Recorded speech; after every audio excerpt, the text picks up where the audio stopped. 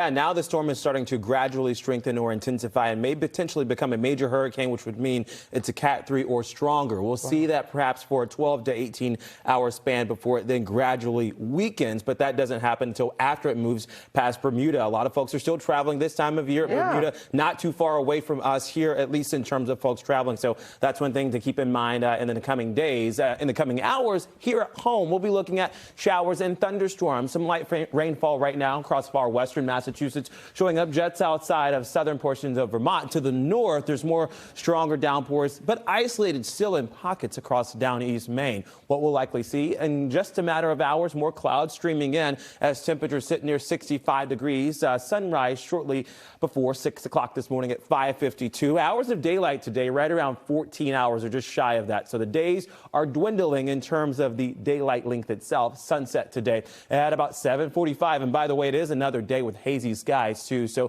for you shutterbugs out there, go ahead and break out the cameras. Be sure to tweet us, X, or post on Instagram as well at Tevin Wooten. You can send in your weather videos and your weather photos as well, by the way, scanning that QR code that you see on the screen. Let's track some of the rain showers. When does that arrive? Well, I don't think they arrive until the latter half of the day. So if you have outdoor plans this morning, maybe you're trying to grab breakfast or brunch or even go for a run or a walk with the dog, you should be fine until about 1 or 2 across eastern Worcester County. And then things really start to pop after that. The reason being is because we do have some heat today. Now, it's not an overly hot day. Highs are in the upper 70s to low 80s. But given the atmospheric setup, that's just enough to bring in showers and even the chance of thunderstorms with isolated pockets of hail because of the colder air that we have aloft or higher up into the atmosphere. By 6 p.m., it's more widespread just north of the Route 2 corridor across the Merrimack Valley, and then things start to dissipate from there as we lose that element of heating as the sun has set. So going into Friday, it's a much drier start, but still cloudy. Speaking of dry, the drought conditions right now,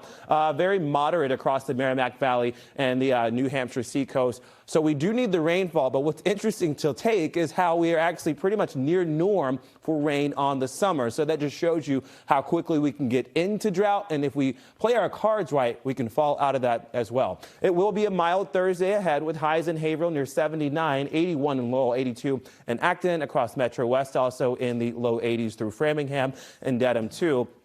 Across Cape Cod and the islands, just a touch cooler, not too much cooler today, with high temperatures in the upper 70s to low 80s. In the 10-day forecast, we stay seasonable all the way through the entire 10-day. Looking ahead to the weekend, should be nice and dry to start on Saturday. And I do think most of Sunday is dry as well, with rain showers approaching at the tail end of Sunday and into Monday.